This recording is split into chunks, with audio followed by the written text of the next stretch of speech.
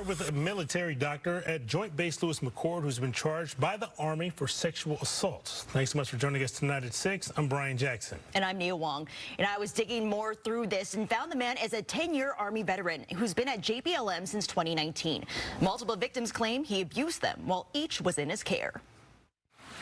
I'm beginning to see evidence of everyone circling the wagons and protecting big Army as opposed to the soldiers and their families that protect us. Ryan Gildes represents multiple victims accusing Major Michael Stockin of sexual abuse. At this point, he believes there are more than 20 victims. The percentage of individuals who are sexual assault survivors who actually report is woefully small. We know that less than a quarter of sexual assault survivors report. We know that number is even lower for male victims, which is our understanding, at least a large percentage of the individuals currently named victims in this case are male.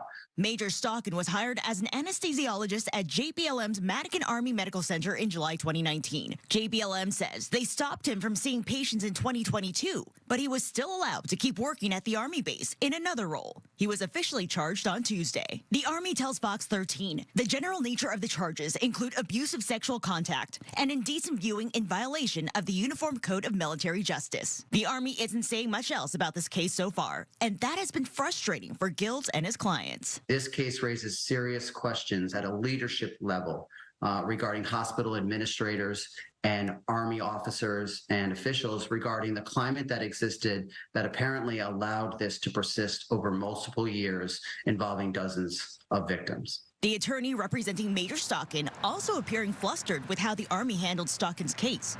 In a statement in part from Robert Capavia, charges alone are not evidence, and the defense has been given very little opportunity to review the Army Criminal Investigation Division's investigation. It's very disappointing that information was leaked to the media before Major Stockin was formally charged, or the defense was made aware of the allegations. So far, the Army says charges will be reviewed for a pre-trial preliminary hearing, as Gildes and his clients wait for the next steps. We're going to hold the Army accountable, get the necessary facts, and make sure at the end of the day that this is not swept under the rug.